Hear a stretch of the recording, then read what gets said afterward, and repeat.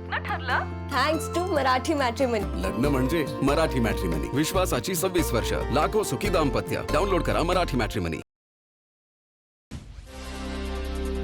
वर्धा जिल्ह्यामध्ये विविध मागण्यांसाठी आता कृषी केंद्र व्यावसायिकांचा संपामध्ये कृषी केंद्र चालकांचा मोठ्या संख्येने सहभाग. कृषी केंद्र चालकांच्या संपामुळे कृषी केंद्रांच्या परिसरात शुकशुकाट. कृषी दुकान विक्रेत्यांच्या राज्यव्यापी संपाला नांदेड जिल्ह्यामध्ये चांगला प्रतिसाद. जोपर्यंत मागण्या मान्य होत नाही तोपर्यंत बेमुदत बंद सुरू ठेवू असा कृषी विक्रेत्यांचा निर्धार. करमाळ्यातील कृषी विक्रेत्यांचा विविध मागण्यांसाठी संप. 8 प्रमुख मागण्यांसाठी पुकारला एल्गार. करमाळ्यातील कृषी विक्रेते राज्यव्यापी संपामध्ये सहभागी. खत विक्रेत्यांच्या संपामुळे शिरूर तालुक्यातील दुकानं बंद. कृषी केंद्र चालकांच्या विविध मागण्यांसाठी राज्यभरात आंदोलन सुरू. प्रश्नांवरती तोडगा काढण्याची मागणी. भंडारा जिल्ह्यामध्ये कृषी केंद्र चालकांच्या संपामुळे जिल्ह्यात शेतकऱ्यांची गैरसोय. शेतकऱ्यांना खत बियाणे आणि कीटकनाशकांच्या खरेदीमध्ये अडचण. विविध मागण्यांसाठी विक्रेत्यांचं आंदोलन या ठिकाणी सुरूच. धुळे जिल्ह्यातील 1100 कृषी केंद्रांकडून बंद पुकारण्यात आला. मावदा संघटनेच्या प्रलंबित मागण्या पूर्ण करण्याची देखील केली मागणी. नाशिकच्या लासलगाव या ठिकाणच्या कृषी निविष्ठा विक्रेते आजपासून बेमुदत संपावर. येवला, चांदवड, पिंपळगाव, बसवंत, निफाडमधल्या कृषी निविष्ठा चालकांचा बंदमध्ये सहभाग. कृषी विक्रेत्यांनी खतांची लिंकिंग थांबवली.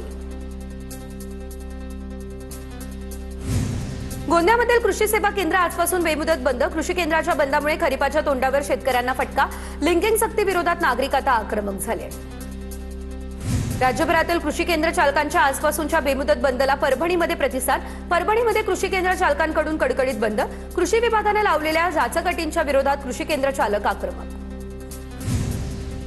नंदुरबारमध्ये लिंकिंग सक्ती विरोधात कृषी सेवा केंद्राचं बंद आंदोलन. तर आता जिल्ह्यातील 800 कृषी सेवा केंद्र संचालक संपावर. खरीप हंगामावर परिणाम होण्याची देखील शक्यता. यवतमाळ जिल्ह्यातील 1700 कृषी केंद्र चालकांनी बंद पुकारला. कंपन्यांकडून रासायनिक खतांचा पुरवठा करताना लिंकिंग बंद करण्याची मागणी. एचटीबीटी कपाशी बियाणे प्रतिबंधित करण्याची देखील मागणी. पीक विमा अतिवृष्टी अनुदानासाठी किसान सभेचं निदर्शनं. परळी, धारूर, माजलगाव तहसील कार्यालयासमोर निदर्शनं. मागण्या मान्य न झाल्यास आणखी तीव्र आंदोलन करू असाही दिला इशारा. खतांच्या दरवाढीला केंद्र सरकार जबाबदार आहे. राज्यकर्त्यांचा नाकर्तेपणामुळे खतांची टंचाई. दर भडकले तर साठेबाजी करून ठेवलेले गोडाऊन जे आहेत ते देखील आम्ही लुटायला मागेपुढे बघणार नाही. माजी खासदार राजू शेट्टी यांचा हा इशारा. सातारा येथील कास तलाव परिसरामध्ये मोठ्या प्रमाणात अनधिकृत वृक्षतोड. वन विभाग आणि नगरपालिका प्रशासनाला वृक्षतोडीची माहिती नाही.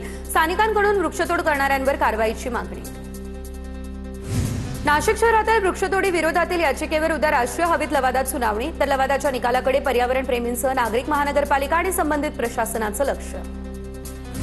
चाळीसगाव कृषी उत्पन्न बाजार समितीमध्ये धान्याची विक्रमी आवक. मका आणि ज्वारीच्या वाढत्या आवकेने बाजार समितीमध्ये मोठी गर्दी. आवक वाढली त्यामुळे कृषी उत्पन्न बाजार समिती बाहेर वाहनांच्या लांबच लांब रांगा लागल्या. नाशिकच्या मालेगावमध्ये जपानी लाल आंब्याची आणि बांगलादेशी आंब्याची चर्चा. पश्चिम बंगालमधून रोपं आणून शेतकऱ्यांकडून प्रायोगिक तत्वावर लागवड. मियाझाकी आणि कॅटबन हा आंबा पाहण्यासाठी नागरिकांची मोठ्या प्रमाणात गर्दी. अकोल्यात उन्हाचा तडाखा वाढला. उन्हामुळे फरशीवर पराठा आणि पॅनमध्ये डोसा बनवला. अकोल्याचं तापमान हे तब्बल 46.9 अंश सेल्सिअसवर पोहोचलं. मागील काही वर्षातील तापमानाचा हा उच्चांक. तब्बल 68 वर्षांनंतर बुलढाण्याचं तापमान हे 43 अंशांच्या पुढे गेलं. थंड हवेचं ठिकाण झालं उष्ण हवेचं ठिकाण. इंग्रजांच्या काळात बुलढाणा हे हिल स्टेशन अर्थातच थंड हवेचं ठिकाण म्हणून ओळखलं जायचं. नाशिकच्या लासलगावमध्ये उष्णतेच्या पार्श्वभूमीवर पक्ष्यांसाठी विशेष उपक्रम. या उपक्रमाअंतर्गत पक्ष्यांसाठी घरटे आणि पाण्याची व्यवस्था. 6 मंदिर परिसरामध्ये घरट्यांसाठी आता आवश्यक असलेल्या साहित्याचं देखील करण्यात आलं वाटप. रायगड जिल्हा या ठिकाणी आता उष्णता वाढलेली आहे. जिल्ह्यामध्ये तापमान 36 अंश सेल्सिअसवर पोहोचलं. हवामान विभागाकडून रायगडमध्ये येलो अलर्ट जारी. नाशिकमध्ये एप्रिलच्या शेवटच्या आठवड्यामध्ये उष्णतेची लाट कायम. दुपारच्या वेळी वाढत्या उन्हामुळे रस्ते निर्मनुष्य. 2 दिवसांपासून शहराचं तापमान 40च्याही पुढे. जालन्यात 41.6 अंश सेल्सिअस इतक्या तापमानाची नोंद. उन्हाच्या तडाख्यामुळे शहरातील रस्त्यांवरती शुकशुकाट. धुळ्यात तापमानाचा पारा तब्बल 45.1 अंशावर. मोठ्या प्रमाणात तापमान वाढलं त्यामुळे शहरातील रस्ते निर्मनुष्य. गोंदिया जिल्ह्याचं तापमान 44.5 अंशांवर पोहोचलं. जिल्ह्यात वाढत्या तापमानाचा कृषी क्षेत्राला फटका. वाढत्या तापमानामुळे मका पिकाच्या उत्पादनामध्ये घट होण्याची शक्यता. यवतमाळमध्ये दशकातील उच्चांकी तापमानाची नोंद. रविवारी तापमानाचा पारा 46 अंशांवर. 30 एप्रिलपर्यंत उष्णतेची लहर कायम राहणार असा हवामान विभागाचा अंदाज. गडचिरोलीमध्ये 3 दिवसांपासून 42 अंश इतक्या तापमानाची नोंद. दुपारी 12 वाजेपासून सायंकाळी 4 वाजेपर्यंत नागरिक बाहेर न फिरण्याचं आवाहन. वाशिम जिल्ह्यामध्ये उष्णतेचा कहर. तापमानाचा पारा 44 अंशांच्या पुढे. प्रचंड उकाड्यामुळे जनजीवन विस्कळीत. परभणीच्या जायकवाडी कालव्यामध्ये पाणी येत नाही, त्यामुळे स्वाभिमानी शेतकरी संघटना आक्रमक झाली. पाटबंधारे विभागातील अधिकारी उपस्थित नाही, त्यामुळे कार्यकर्त्यांनी दालनातून खुर्ची बाहेर ओढत केलं आंदोलन. कोल्हापूरमध्ये रेशन बचाव समितीचा जिल्हाधिकारी कार्यालयावर धडक मोर्चा. घरपोच गॅस सिलेंडर देण्यासह रेशन कार्डवर 5 लिटर रॉकेल देण्याची मागणी. रेशन दुकानदारांसह ग्राहक रस्त्यावरती उतरले. अमरावतीमध्ये प्रहारचा धीरेंद्र शास्त्री यांच्या पोस्टरला जोडे मारत आंदोलन, तर जिल्हाधिकारी कार्यालयाच्या आवारात जोरदार निदर्शनं. शास्त्री यांच्याकडून महाराष्ट्रात जातीय तेढ. गुन्हा दाखल करून अटकेची प्रहार पक्षानं केली मागणी. बागेश्वर बाबा आणि संजय गायकवाड यांच्या विरोधात शिवप्रेमींची मालेगावात निदर्शनं. दोघांवरही कडक कारवाई करण्याची मागणी करण्यात आली. धीरेंद्र शास्त्रीने शिवरायांबद्दल केलेल्या वक्तव्याचा भंडाऱ्यामध्ये निषेध. काँग्रेसने केलं आंदोलन. महिला आरक्षणाची तात्काळ अंमलबजावणी करण्याची महिला काँग्रेस कमिटीच्या आंदोलनातून मागणी. हिंगोलीच्या वसमतमधील कुरुंदा गावात शिवप्रेमींकडून बागेश्वर बाबाच्या विधानाचा निषेध. आक्षेपार्ह विधानाच्या निषेधार्थ बागेश्वर बाबाचा फोटो जाळत निषेध केला.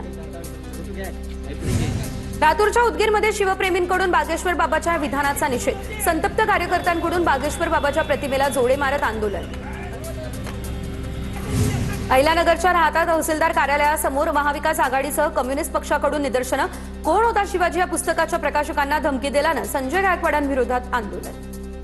अनुसूचित जमाती आरक्षण उपवर्गीकरण लागू करण्याच्या मागणीसाठी विट्यात मुंडण आंदोलन. तहसील कार्यालयासमोर मातंग समाज बांधवांच्या वतीने निदर्शनं. तेलंगणा आणि कर्नाटक सरकारच्या धर्तीवर उपवर्गीकरण लागू करण्याची देखील केली मागणी.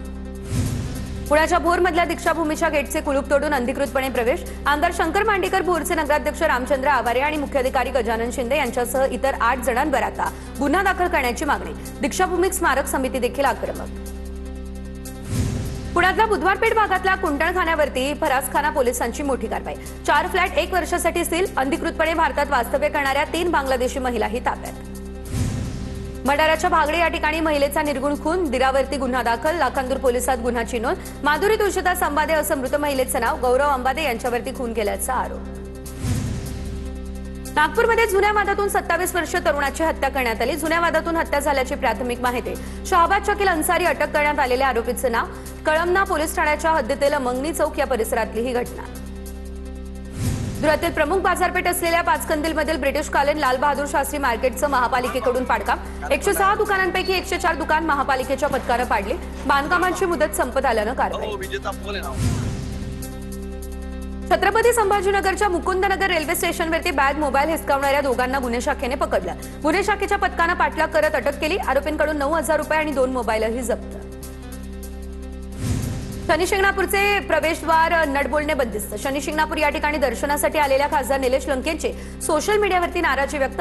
देवाला लोखंडी पिंजऱ्यामध्ये का डांबलंय, निलेश लंके यांचा हा सवाल.